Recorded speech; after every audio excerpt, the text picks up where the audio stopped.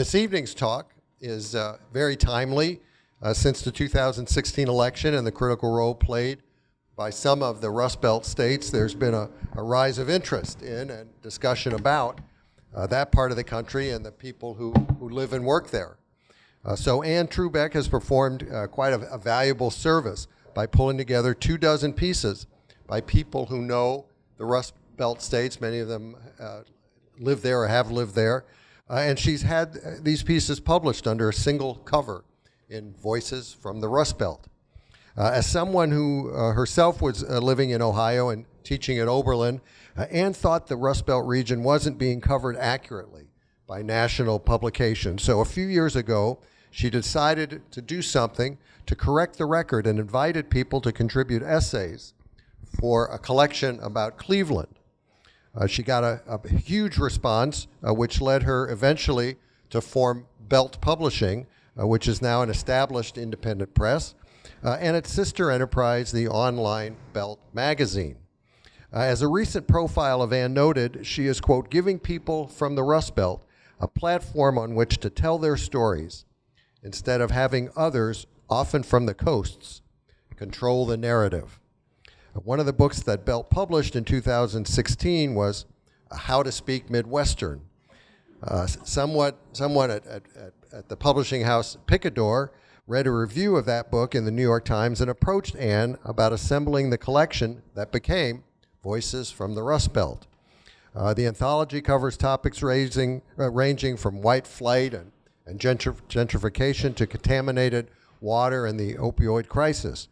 Set in the context of individual lives, particular families, and specific neighborhoods, these issues become personal, affecting, and indeed troubling. Now, joining Anne here this evening is Ben Gwin. Did I pronounce that right? Yep, okay. Who has a piece in Voices. His chapter is called Rust Belt Heroin Chic. A resident of Pittsburgh, Ben is a writer whose debut novel, Clean Time, is due out next month. Framed as the memoir of an addict turned reality TV star, that book is a dark satire set in a near-future America ravaged by addiction. Now, Ben and Anne will be in conversation with Tom Frank, who grew up in Kansas and now lives in D.C. Tom is co-founder of the Baffler magazine and author of several books, including What's the Matter with Kansas and Listen Liberal. So, ladies and gentlemen, please join me in welcoming Anne, Ben, and Tom.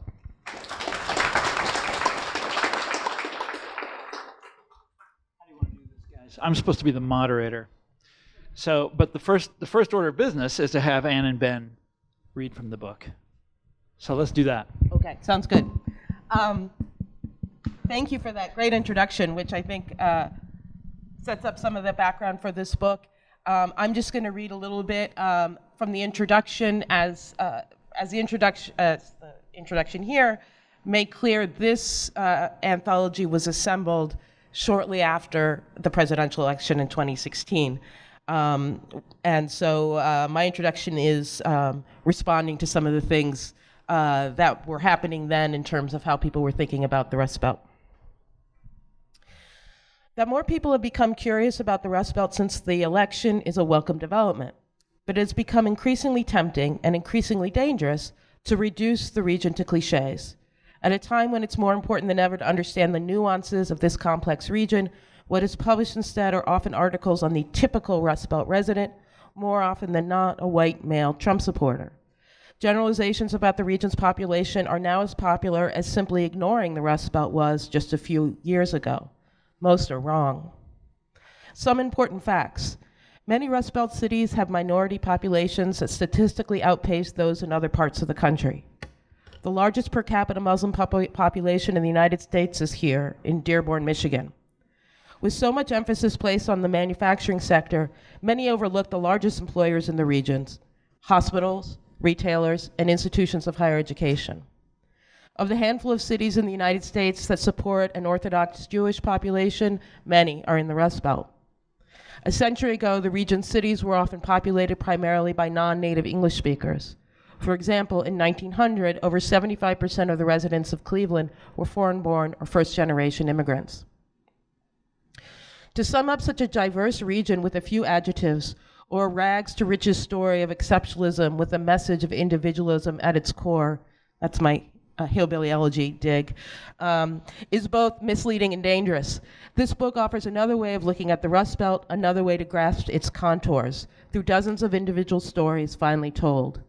These essays address segregated schools, rural childhoods, suburban ennui, lead poisoning, opiate addiction, and job loss. They reflect upon happy childhoods, successful community ventures, warm refuges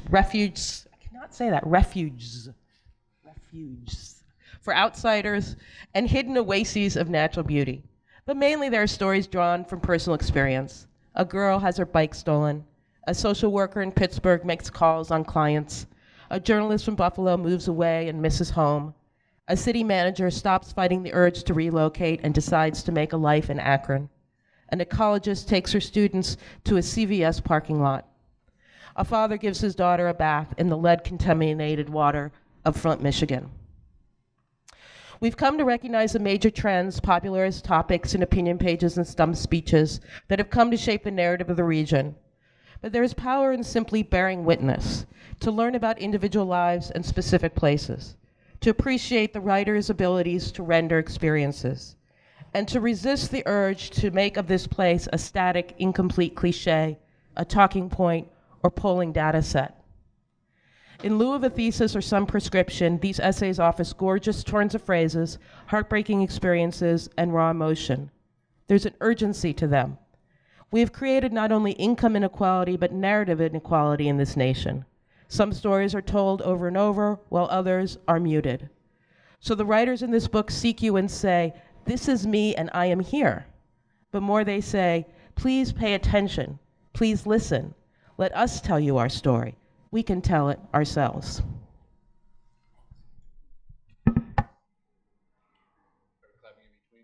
No, you just tell your story. Oh, you got it? So this is part of my essay called Rust Belt Heroin Chic. For the purposes of this essay, Gracie is my daughter and Jane is her mother. And this starts in December 2009.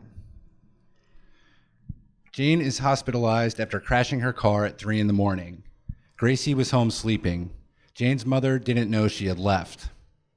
Jane's mother lives in Evans City, a small town in Butler County, Pennsylvania. Both The Crazies and Night of the Living Dead were filmed there. About a week after the car accident, I head up for Gracie's Christmas pageant. I step into the church basement holding the puzzle I wrapped in the parking lot. Inside, I see Jane with a bag of frozen vegetables pressed against her cheek, sitting at a card table drinking cider from a straw. I sit across from her and she takes away the bag.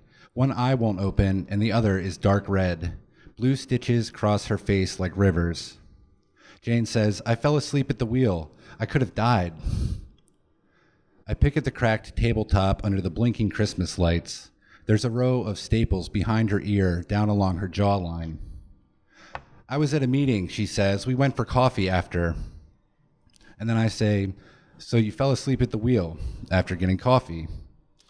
And then Jane sets down the bag and raises her voice, and she says, "Why are you being so mean?" The room goes quiet. I fight the urge to go out for a smoke and instead shuffle over to the tree and put the puzzle with the other gifts. Everyone eases back into conversations about the Steelers. I grab a coffee and head upstairs for the pageant. That's going to be the tricky part here. The camera on my phone won't work, so I try to commit it to memory. My 2-year-old daughter with a tinfoil halo, wisps of hair in her eyes. Her voice is soft, almost hoarse. "Joseph," she says, "we've got good news." 2 pews over, Jane starts crying. She says they grow up so fast. Her family consoles her, and they all take pictures. For the finale, the class sings Jingle Bells. Coffee and cookies afterwards while Santa passes out gifts. A woman from the church gives Jane a ham. Still wearing her halo, Gracie hovers at my knees. The rings under her eyes are as dark as mine. "Mommy hurt her face, but she'll be better soon," she says. "Me and Graham prayed while she was at the doctor." I pull her shoulder close to my hip. "Daddy, I don't like Santa." "I don't either." "Hold me." she says, and I lift Gracie up. She grabs my neck, and I watch her mother. By Easter, she'll be bloated and strung out, but right now she's as thin as the branches scraping against the stained glass. Jane pulls the bag from her face, and a circle of parents step back when she shows off her scars, and that blue thread holding everything together. Summer 2014. At the far end of the West End meeting room, there's an old disco ball hanging above the coffee pot. The meeting is listed as one about alcoholism, but maybe half the people in attendance are recovering heroin addicts, many of them from halfway houses and renewal centers. A few kids sit at folding tables, vaping. Little clouds of mist rise towards the ceiling fan. When I got sober in 2005, you could smoke in there. The walls are still stained nicotine yellow. I sit in the corner by the door so I can leave if anyone starts talking about Jesus. The lights are dim. Next to me, there's a pile of donated clothes on a folding table. I stare at the holes in the lace of a skimpy nightgown while someone shares about gratitude or God or triggers. As the hour passes, I hear stories. A stolen car traded for $20 worth of heroin.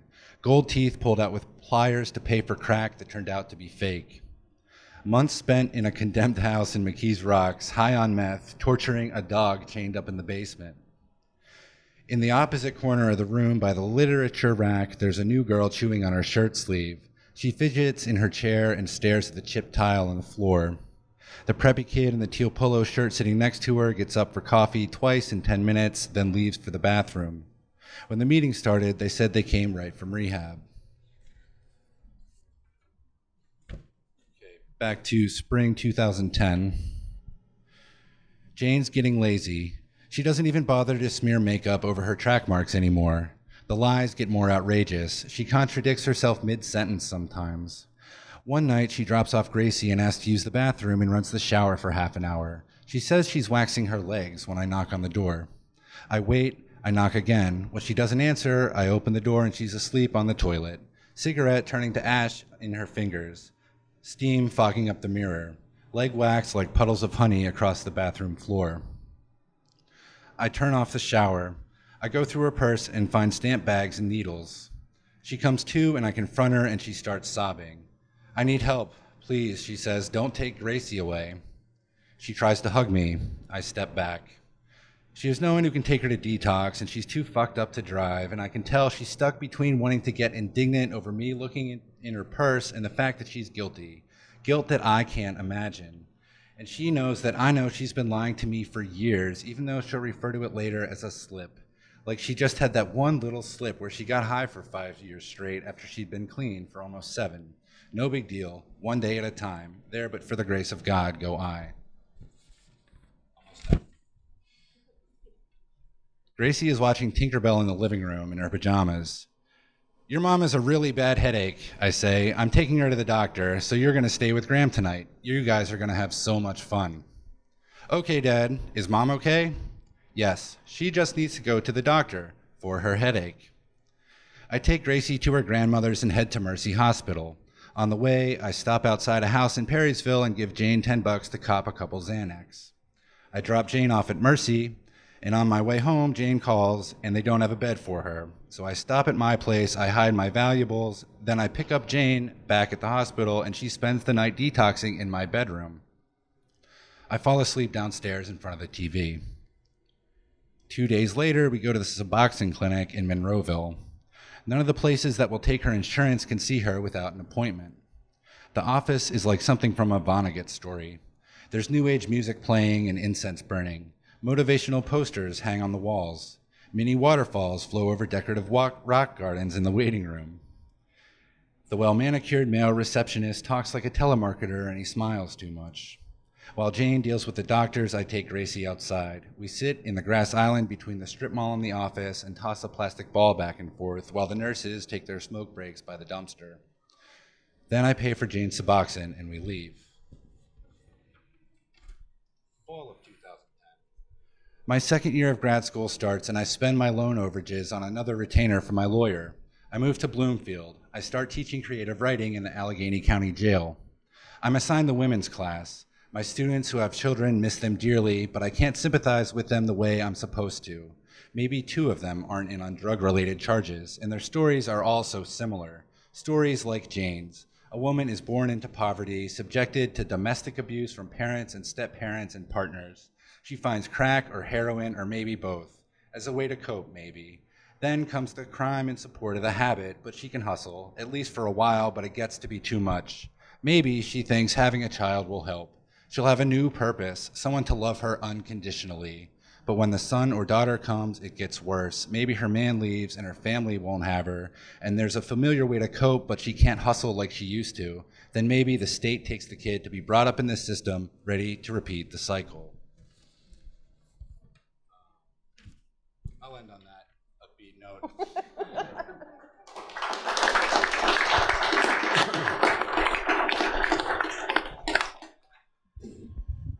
So I'm going to be your moderator today, and the first thing I want to I spent many years living in, just for my Rust Belt cred, living in Chicago, in the South Side where they closed down all the steel mills, and although Kansas City is not exactly deindustrialized, very agriculture is still doing all right, but I want to point out first of all the irony that we're here to talk about deindustrialization and ruination and despair in the richest city in America and in this beautiful brand new neighborhood in this richest city in America, a city that runs on things like lobbying and and all the ancillary industries, military industrial complex, all that sort of thing. And when you stop to think about it, and I always go back and think about those electoral maps of the wealthy parts of America and how they voted, and then the sort of vast, ruined middle of this country. It's not just a Midwestern story that we're talking about here. It's everywhere outside of the little prosperous enclaves that are left in this country. I mean, this town is doing extremely well. San Francisco, ditto, some parts of New York, Chicago, LA. But it's everywhere else. And I wonder, so what we're going to talk about, or what I'm going to try to get you to talk about, is your definition of the Midwest and of the Rust Belt. And I wonder if it's something bigger than just, remember F. Scott's definition, it was just the land west of the Ohio. It's bigger than that now, though. Well, I think yes and no. I mean, there's no real definition of the Rust Belt, and there never will be, and there doesn't need to be. I would say, the easiest catch-all is it's the area of the country that was once very industrialized. It tended to be the cities that were created in the late 19th century, little robber baron fortunes, became very prosperous in the middle of the 20th century, and have been going downhill since around the 70s with the loss of industry. I think depopulation is a very good sort of way to look at, what's Rust Belt and what isn't. And I think also if you look at transportation routes, highways, but particularly railways. If you see the density of railways along the southern end of the Great Lakes, you're sort of tracking the Rust Belt. But I'm always like, hey, if you also are suffering and people are going, you can be part of the Rust Belt too. We'll take anyone. I think the Midwest is different, right? So the Midwest is a much larger region, and there is a huge swath of the nation that was based in agriculture, not in industry. So I think of it as the agricultural Midwest. Oh yeah. But to me, the term is historic. It's a term that describes a historic change, and but it's I also think that it's becoming increasingly convenient for people to put all problems in sort of this place called the Rust Belt and forget that, say, as Ben said, it's just like Trenton. I mean, there's plenty of places on the East Coast that, can be defined the same way. Exactly. The Rust Belt, this term, my friends in the steelworkers strongly object to this term. And I saw in the introduction that you sourced it back to Walter Mondale, who I had the pleasure of meeting just a little while ago, a really good guy, and actually kind of a humorous man who you would never guess. But and I wonder, what do you think about that? Because it implies that they don't actually do anything in Pittsburgh anymore, and that it's all, that it's all gone. And the steelworkers would say, no, we still have jobs, and we still do stuff, and we still make things, and.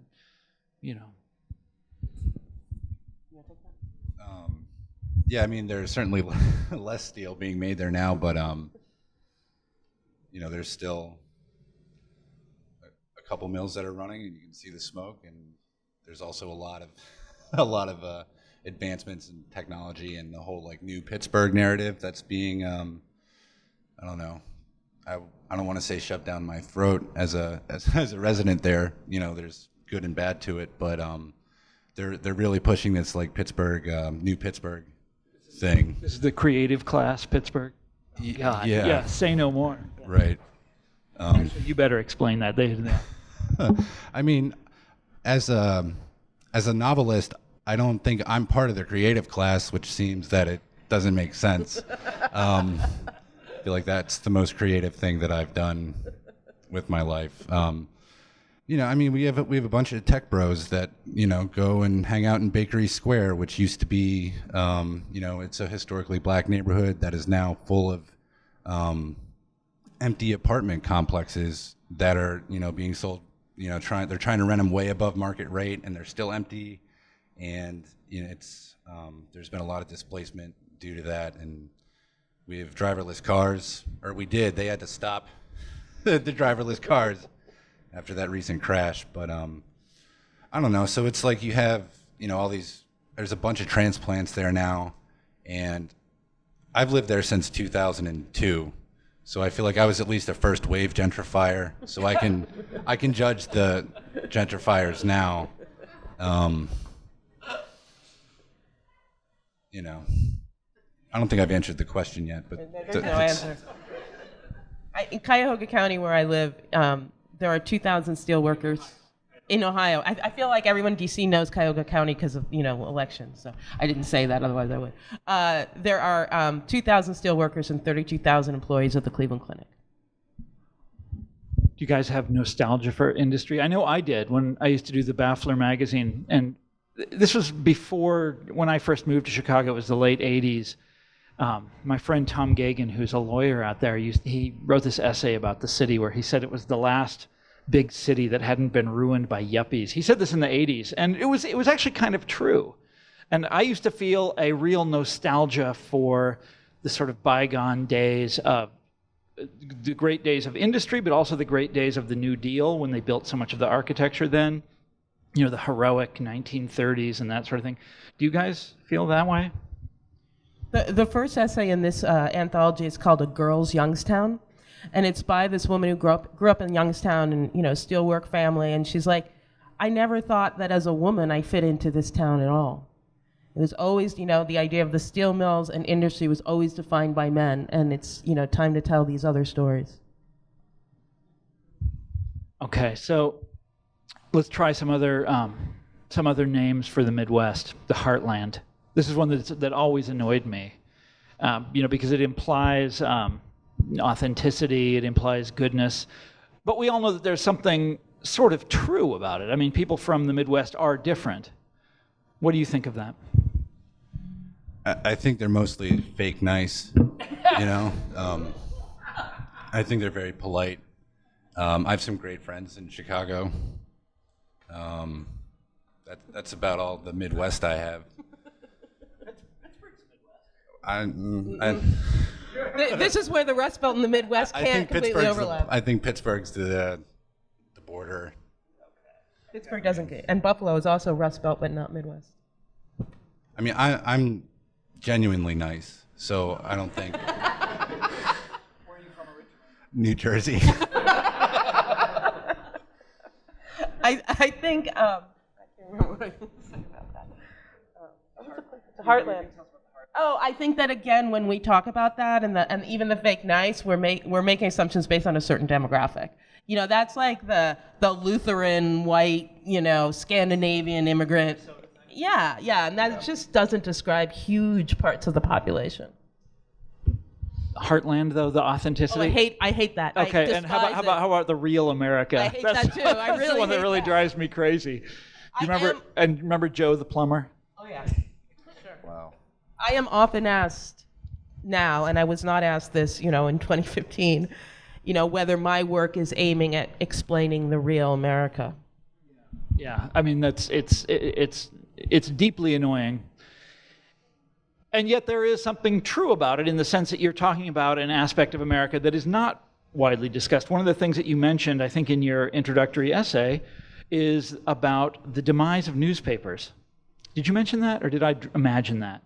Because I think of my hometown, the Kansas City Star. This was in the 19th century. Well, when I was a kid, it was a great newspaper, and they had bureaus all over the country. And now they can barely. I don't even think they can keep a bureau open in Topeka. And I mean, I was just in Chicago the other day. The Tribune Tower has been turned into apartments, and this is a shrine to the First Amendment. This is Colonel McCormick's great vain folly. I mean, was once upon a time one of the most powerful newspapers in America and has shrunk down to a little nothing. The Sun-Times, the Plain Dealer, you go down the list, it's all like that. Here in Washington, of course, the Washington Post is extremely healthy thanks to having the richest man in the world. New York Times is doing very well, but out where we live, it's like that whole aspect of of scrutiny and of storytelling it's gone. Yeah, for sure. And I think we all sort of understand that, the dangers of that in terms of what might be happening that no one is investigating or knowing about. I also think that there's another aspect to it that is important, is that most people don't know anybody who works in the media because there are no media jobs. So the media becomes more and more sort of foreign and alien because there's no one on your block who has a media job. They make movies in California and they film, and then the news comes from New York and Washington, and that's it. It all is beamed in from a distant place. When you start talking about it in that sense, it's very easy to understand the resentment of those people. Hell, it's my people. What am I talking about? Okay, and we're going to get to that in a second. We're going to get to the political side of this. But first of all, how is this the story that you guys are telling different than? And I want to talk about the history of the Rust Belt, like deindustrialization. The first big book about it came out in the 70s, like 79, The Great U-Turn, it was called. And this is in some ways, though, this is also the story of inequality. This is the story of what we now call neoliberalism, or what we used to call like the conservative revolution in America, the sort of coming of free market economics, all that crap. How are these stories intertwined? And if you're not comfortable with that, I got another question. But this is Washington. We're fascinated by stuff like this. I mean,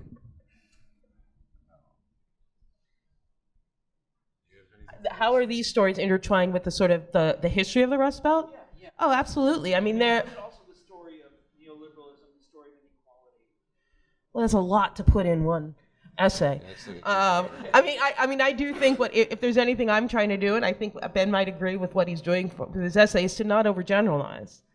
Is to tell, to convey these things through particulars, there is settings, there are forces in all of the essays that are chosen here. You see these larger historical and cultural and social forces that are at play, but primarily they're the stories of the individuals who live through them, and I think that is one of the real gaps in terms of the way we've understood the Rust Belt. There have not, because it has been in decline, and because often people aren't interested in it in the media. Just this aspect of lives hasn't had a forum to be able to be heard and read, and the importance of just listening to individual stories, and not people sitting in diners. Diners disqualify people? What? There's just too many interviews with like the guy in the diner. Yeah, it used to be barbershops. Do you remember that? So when I was reading the book, my mind kept going back. Well, my mind always goes back to this period, a different period of decline, and that's the 1930s, a different period of economic hardship, and also a period when I think of the sort of social realist art of that period that was heavily identified with the Midwest. And in my hometown in Kansas City, the 30s was kind of a golden age because the WPA came in and just dumped money on the place. Chicago, same deal. It's also, this is the rise of organized labor, which is closely identified with, obviously, with industry and what we're talking about here. And yet that period has a completely, by the way, that's my favorite period of literature. I love that stuff. But it has a completely different feel than what you guys are doing. I wonder what you think of that.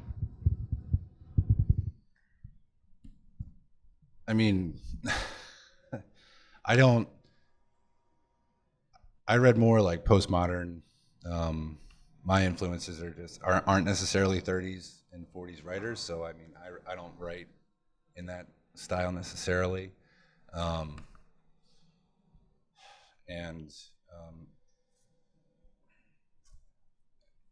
guess that's basically it. Yeah, I mean, I actually did a English dissertation on that period in American literature. So obviously, I'm very fascinated by it. Belt is doing. I kept thinking of Nelson Algren though, reading your. You know what I mean? Yeah. Man with the Golden Arm. Yeah, sure. But we're doing a series of at Belt Publishing. We're doing a series of revivals of sort of unjustly forgotten Midwest novels and nonfiction, and it's exciting to bring those out, and I hope people will be interested in reading those. But I do think that a lot of what we're doing is very similar to talking about things like labor and industry and working conditions. It's just that we're in a different age, and so the people's experiences are different than Nelson Algren's. Okay, so here it comes.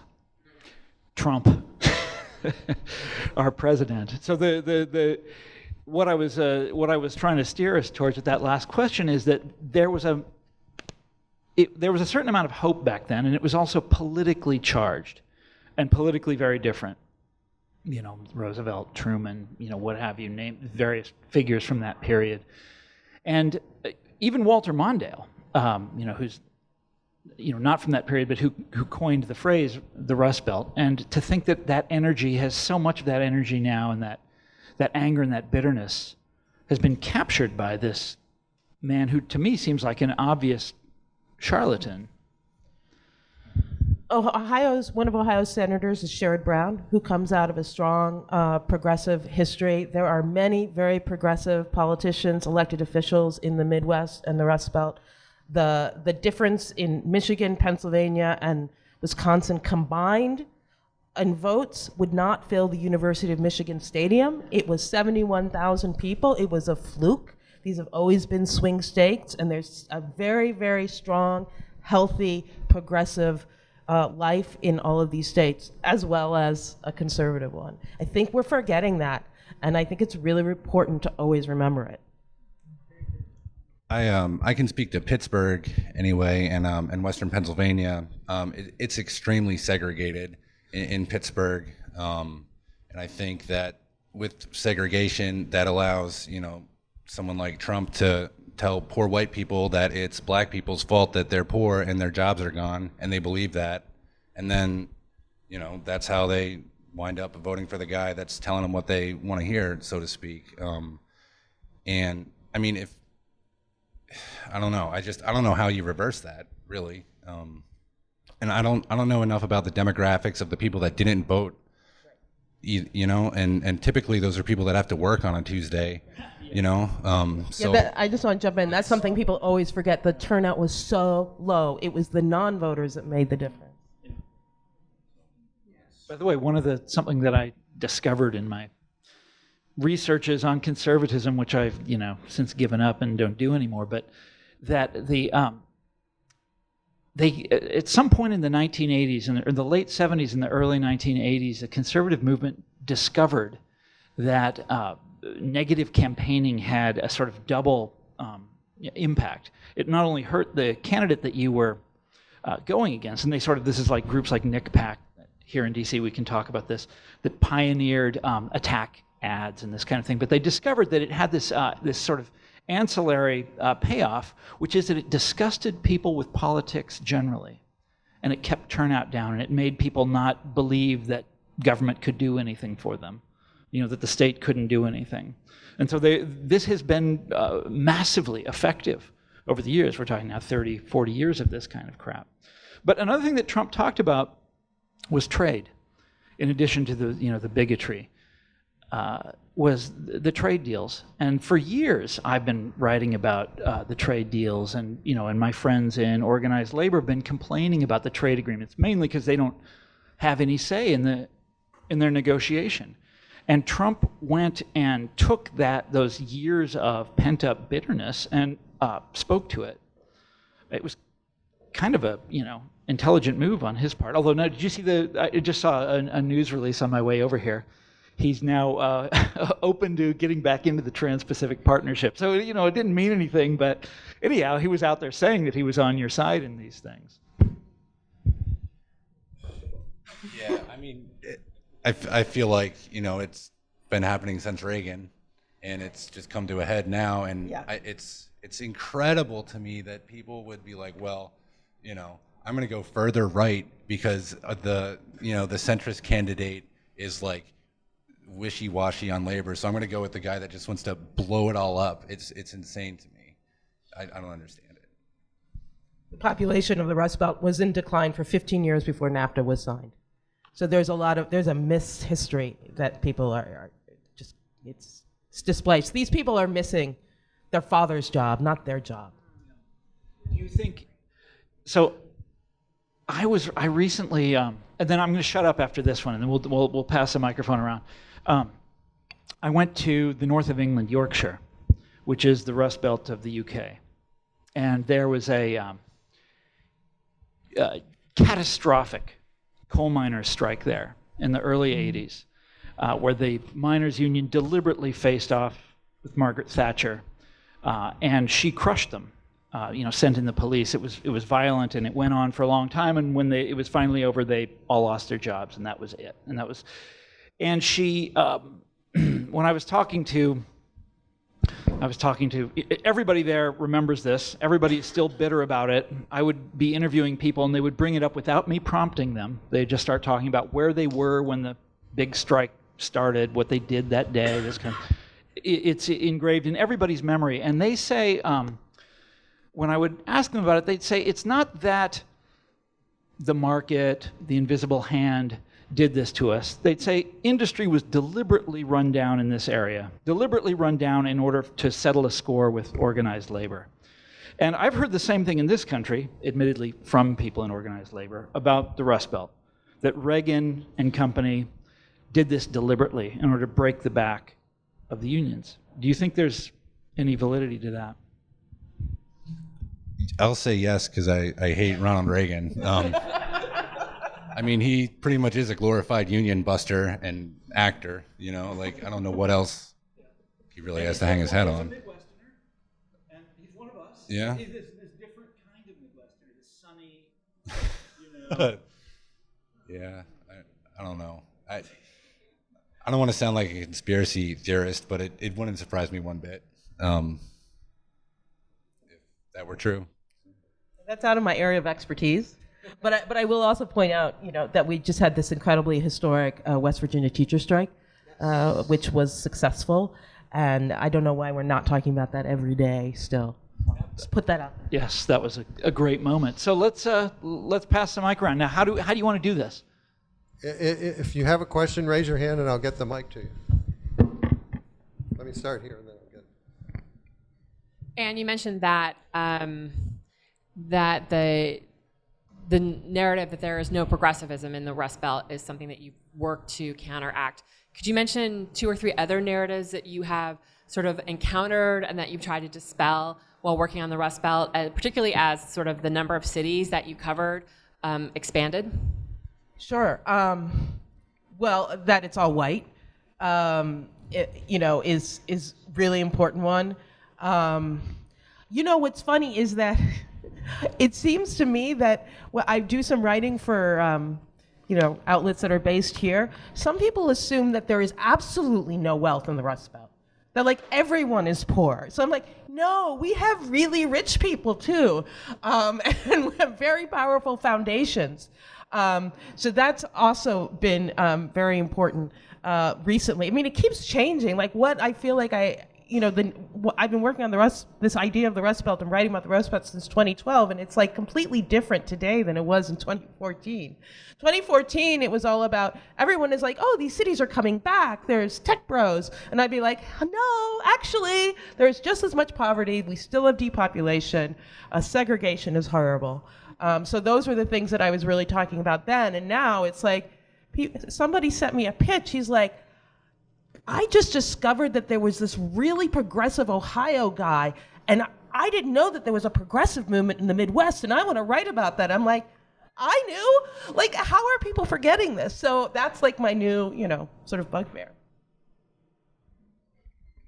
Thank you very much. I'm a former Buffalonian, and so I really am very interested in what you had to say. But I used to, when I could, it would go like to Cleveland and Pittsburgh, and really very much enjoyed those places. But what I wanted to ask you is, and I found this the last time I went to Cleveland, is in the Midwest, is there this change, like urban-rural divide is becoming more pronounced, where the cities are becoming more progressive, and it's just in these rural areas that are the bastion of this, what you think of as the Trump supporters? Or is it less clean than that? It definitely is. The counties and areas where there are cities tend to go blue, and rural areas tend to go red. But I think one difference is that the suburbs are there's been so much sprawl that when you think about the cities in the Rust Belt, you really have to think about the metro area and not the city itself. I mean, that's pretty much how it is in Western Pennsylvania. You get 10 miles outside Pittsburgh and you're in Kentucky, is what we say. So, no offense to Kentucky, but yeah, it's pretty stark, the urban-rural divide, I would say. I have a question for Ben. Ben, what do you think lawmakers here in Washington fail to understand about the opioid epidemic, considering that we all agree that it's a problem in the United States? It's just so complicated. I think people just want an easy answer. I think people want to be able to say, like, oh, we should just, legalize it, or we should just, throw all the dealers in jail, or, just go hard right or hard left, one way or the other. And I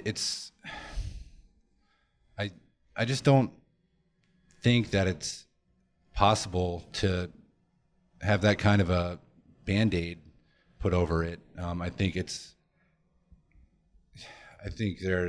prevention is probably the best thing that can be done. If people aren't, if they don't ever do heroin once, they're never going to get hooked on it. And it's just, there's so many people hooked on heroin and pills, and they're dying, and it's like, I don't know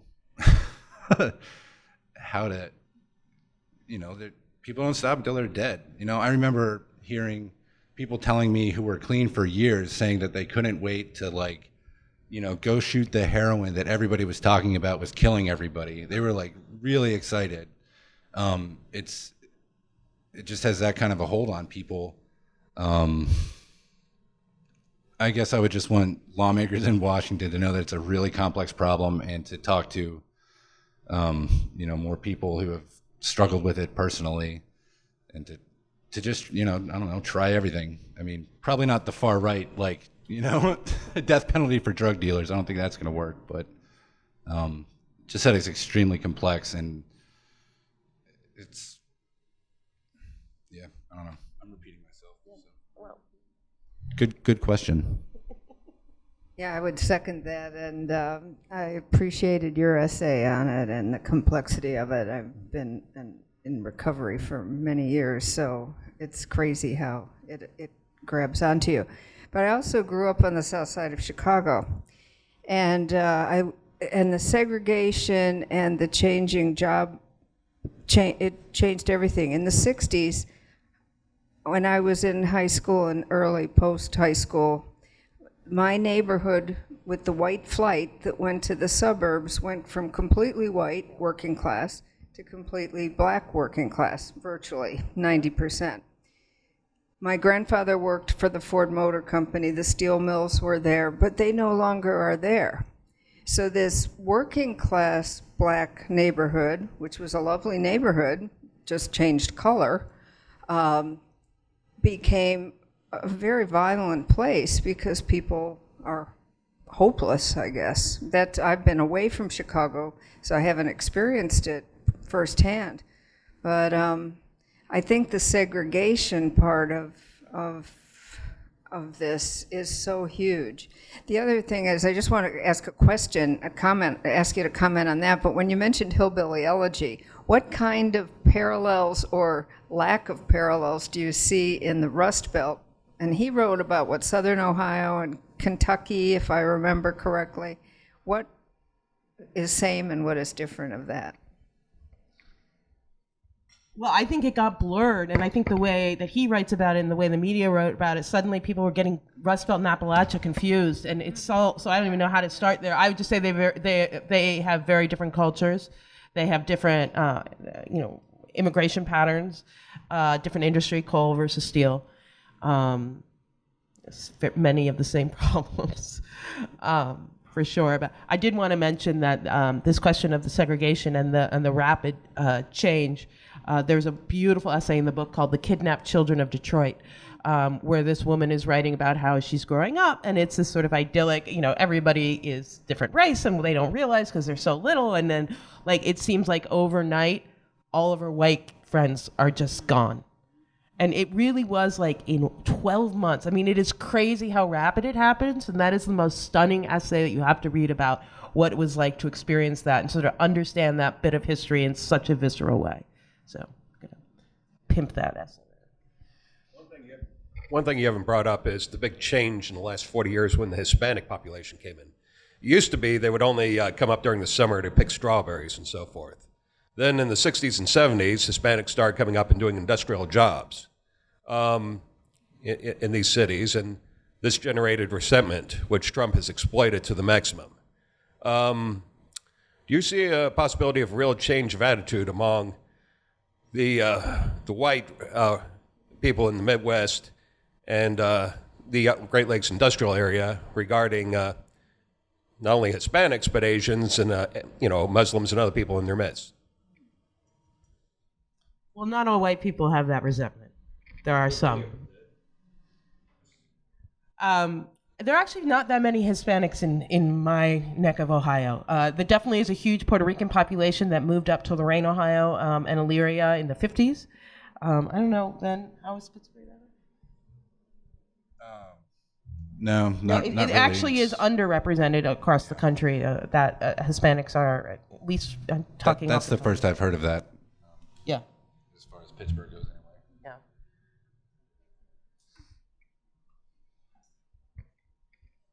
Yeah. Just to give my own street cred for Rust Belt, I grew up in Pennsylvania, in the suburbs of Philadelphia, but I spent the last... Are you a Flyers fan? No, I'm not. All right. I spent the last 6 years in Pittsburgh, Squirrel Hill. Okay. Where were you stationed? Bloomfield. Okay, so it's good Italian food there. It seems as though there's a large misunderstanding from the Democratic Party of basically the kind of voters they're trying to get.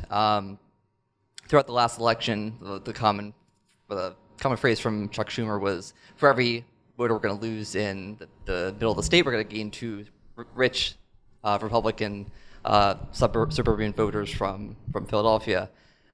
It seems as though the majority of my family are Republican, and they come from the middle of the state, they come from rural areas, and they have such a resentment against just the Democratic Party in general. And I think the majority of that is because the messaging has been so terrible from the Democratic Party. There seems to be not much of a economic distinction between the two of them, which has caused the cultural issues to become much more prevalent between the two sides. So I just wonder what you're commenting on, the reason why we're seeing this much backlash right now, and the reason why in this last election, why Trump and Sanders were the ones who were able to target these voters in a very particular way, even though they have completely different styles and policies.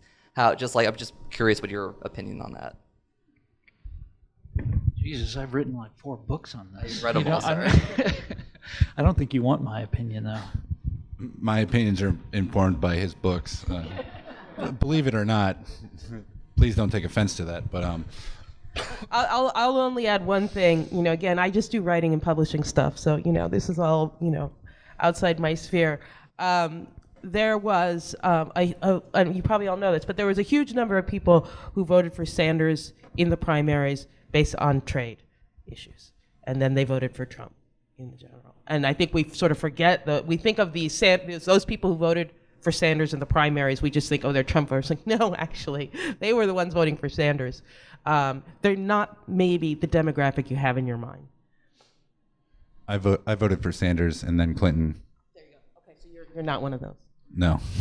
I think that's a really good point, though, about the messaging. I think if they're... Well, look, the larger problem, and we all, there are, of course, your Midwestern Democrats who are very close to labor and close to industry, and you mentioned Sherrod Brown, and there's dozens of others from that part of the country, and we all know that. But by and large, the leadership of the Democratic Party has been in the hands of a faction, for a long time now, that deliberately identifies with the winners in the new economy. And I mean, we're seeing all sorts of news stories right now that is really shaking that faith. What's happened with Mark Zuckerberg in the last few days, what's, on and on and on. But by and large, that's who they are and that's who they identify with. And they look at a guy like Walter Mondale, who did try to reach out. Walter Mondale is sort of one of your last New Dealers who, to lead the party. And they look at what happened to him at the hands of Ronald Reagan, and they're like, never again are we going down that road. We're never going to, And then they look at Bill Clinton, who sort of dragged the party kicking and screaming into the new economy and is identified with the bull market of that period. And they look at his period as president as a great success story. And so it's going to be very tough to get the Democratic Party to care, the National Democratic Party, the leadership of the Democratic Party, to care about these people again. But, what happened in 2016, it's like the message, if you ask me, it just doesn't get any clearer than that. They need to figure out a way to speak to those people. We all know what a demagogue and a charlatan, maybe we don't know. That's my opinion, is that Donald Trump is a demagogue and a charlatan and a mountebank and on and on and on. But what he's faking, all those words have in common, is that he's acting, he's pretending, he's a snake oil salesman. But what he's pretending to be is someone who cares about the people in the Rust Belt areas. And what the Democratic Party needs to do, obviously, if you ask me, is genuinely care about those people. The reason this is ironic, and the reason it drives me absolutely crazy, is because that's who the Democratic Party used to be. That was their identity, that's who they were. And it's just absolutely maddening that they have to learn that lesson all over again.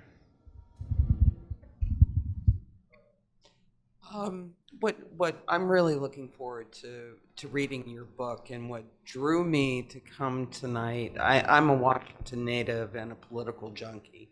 I don't want to talk about that tonight. I really don't. Because our lens, as you point out, is too often the lens of how Mr. Trump and the conservatives view it, as opposed to the failed Democratic Party, or what I want to understand, and what drew me here tonight, are your stories about people who are emblematic of where they come from. So before I read the book, because I've got it in my bag to take home with me, if you had a word to all of us who live here, and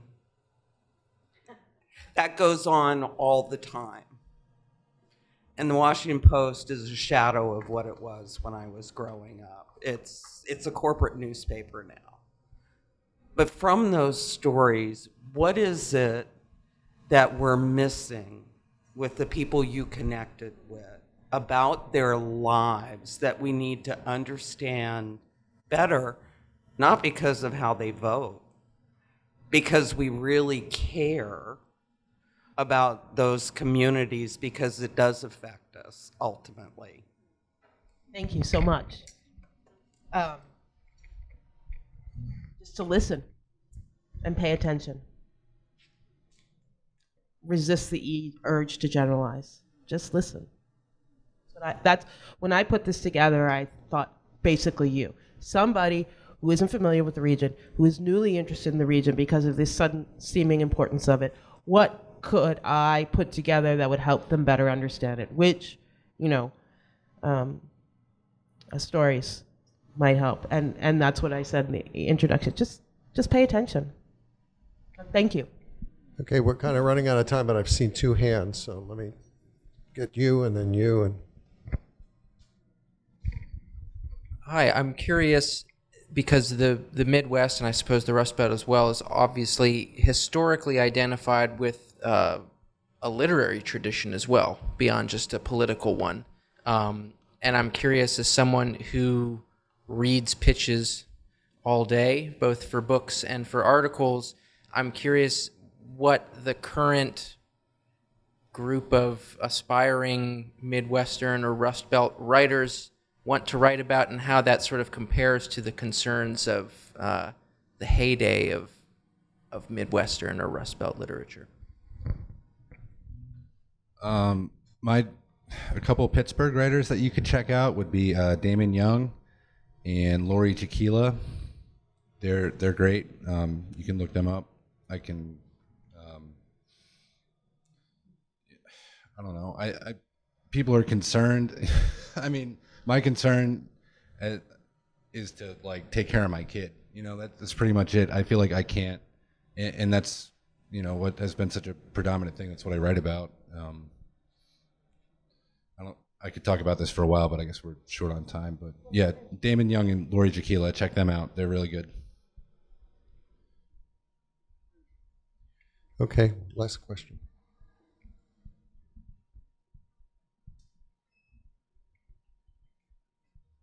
Thank you very much for coming tonight. But I want to piggyback on the question that was here, but sort of pivot from it. Because, Anne, you mentioned that the book was sort of written with people from the coasts in mind. What do you think you'd like to say, and you as well, Ben, to people who are maybe from the Rust Belt but have since moved away? Or what do you think that these essays are trying to say? So these essays are a compilation that came from pieces that we've been publishing on Belt Magazine since 2013, and books that Belt Publishing has been published, primarily city anthology series. So we've done a Flint anthology, a Pittsburgh anthology, a Cleveland anthology, an Akron anthology. Those are aimed at people from the region, whether they live here now or the huge number of expats. I mean, there's an enormous amount of people, you know, the Rust Belt is depopulating. Well, they didn't just, you know, like go up in the rapture. They went to the Sun Belt. They went here. So there's a huge number of people who are very invested in the region because grandma's from here, or, you know, from there, or they used to live in the Rust Belt. And so those pieces are, you know, those are when we don't say, what is it, McKees, what's it called? McKees Rock? McKees Rocks, comma, a such and such neighborhood of Pittsburgh. We just put that in there. We just assume, like you would assume, you know, when you talk about L'Enfant Plaza or whatever, that you don't explain what it is. So those pieces that are on the magazine and in our books do not try to explain the city or the region to others. They're just talking to ourselves. So check those out. Okay, well, thank you, Anne, Ben, and Tom. Let's show them all our appreciation.